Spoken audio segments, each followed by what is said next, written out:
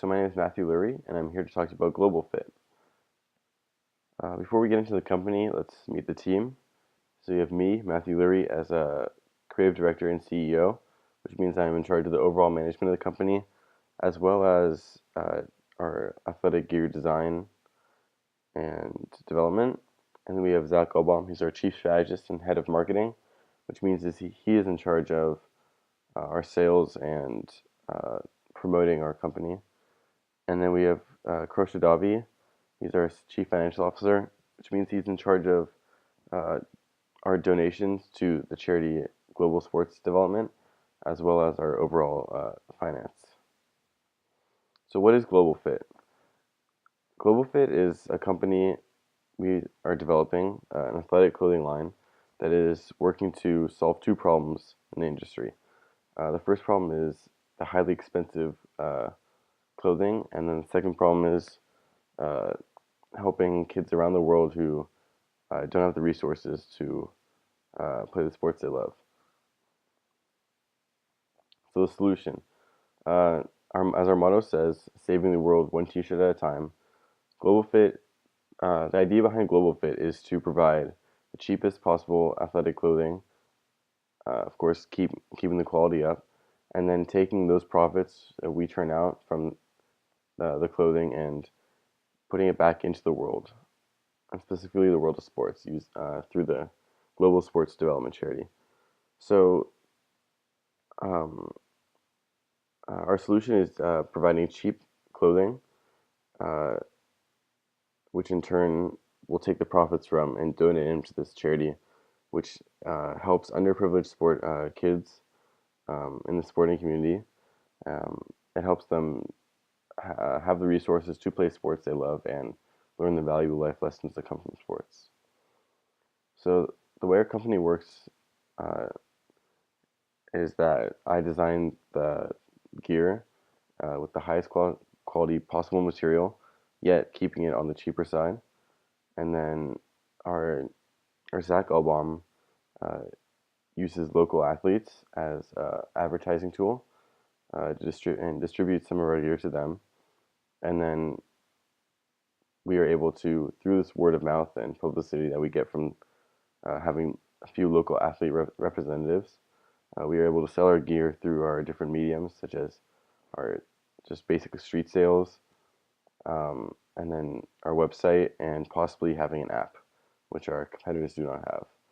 And then finally, and this is the main idea behind Global Fit, we take at least 50% of our profits and donate them to the Global Sports Development Charity. And this is some of our product. This will be our first line that we develop. We're keeping it simple and just having three items, just to gauge demand and to help just build up our company and expand a little more before we get into a more vast array of items. And as you can see, we have our just basic gear with our logo on it. And this is a quote from a local tennis player. He's one of our representatives, Alec Rabinowitz, and he was very excited when we came to him about the idea of Global Fit because he has problem, or one of his biggest issues with these big companies is how much he's paying, and it's kind of ridiculous going online and buying two shirts and looking at your cart and seeing over $100 already spent. It's a really big problem in the sports industry. Additionally, uh, as he put it, he's learned a lot of valuable life lessons from sports, and his sport is tennis. And he feels that he's learned this like very important values such as discipline and tenacity through tennis, and he wants to be able to give that to everyone who wants it. Every other kid looking to play sports, he wants to be able to give that to them. So that's why he likes the idea behind Global Fit and giving back to the sports community. So our target market is younger athletes looking for cheaper alternatives to these big name brands. And I'm sure you've heard of all these brands. They're very well known, very well established, but also their clothing lines are very expensive, which is why we think we have a very strong uh, possibility of breaking into this market. So our marketing strategy is to target younger kids. The younger the better, because we are hoping to develop long-term relationships with these kids and have them as loyal customers throughout their athletic experience. And additionally, by doing this, we are hoping to be able to uh, have these kids empathize with the kids in the charity we're donating to. We're hoping that they understand the value of sports and want to give that back to other kids just like them, and therefore will value our clothing line over our competitors.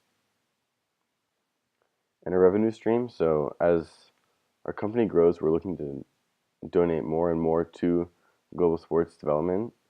This was really the key idea behind our company, is that we wanted to have a company that gives back. There's plenty of companies out there that are just there for the money. I mean, obviously that's what a company is, but we had the idea that a company since a company is a steady stream of income, we believe that it could also serve the purpose of giving a steady stream of income to charity. And since this is a long-term deal, that charity is always going to have that money to be able to do what it does best. So now we'll talk about our strength, weakness, opportunities, and threat analysis. So some of our strengths are that we have a younger uh, target audience, our younger market, and as I explained earlier, that will lead to long-term loyalties with our company, and therefore we'll have a solid base revenue stream to be able to branch out of and explore other markets um, and other target audiences. And then also we have a very simple business model. We're targeting a very select group of people at first that have a very good potential of making us a lot of money, which we will then be able to donate. We're also breaking into an existing market, and therefore we know that there is a demand for these kinds of goods, and as long as we take the proper steps, we will be able to break into the market with great success. And also, we have relatable problems in that a lot of kids experience this issue of the gear they buy being very expensive, and as athletes, uh, our gear is very important, and if you're not able to purchase them because of the high prices, it can affect you while training and also in competition. Some of our weaknesses is that although this is a pre-existing market, the competitors in it are very well established and very well known. So in order to be able to break into the market, we have to get good publicity, and we are hoping to do that through our website, through our app, through street sales, and of course through our junior ambassador program. Um, and also another weakness we possibly could have is that we are keeping our sales to LA, at least for the beginning, just because we're all from LA, and we feel that if we can keep it uh, in LA for the time being, we can probably better manage it. But also this uh, um, shrinks our marketplace and our target audience. So uh, there's less room for error if we want to turn a profit in the first quarter. Opportunities. Uh, we're targeting a younger audience, which means there is potential for, as we discussed, the long-term uh, loyalties. And since this is a pre-existing market, but this is a very big issue, the price is a very big issue, there is the opportunity of taking a lot of customers and developing their loyalty. And as for threats, obviously the big competitors that we're dealing with are a major threat.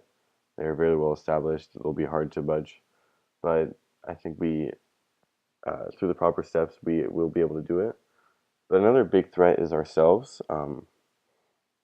If we do not manage our finances properly, we can overdonate, or um, we can have issues with the development and if we cut our prices too low, we might not get a proper uh, the profit we need to keep our company going.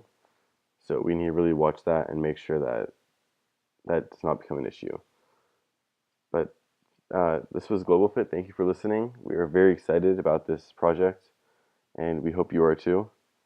So thanks.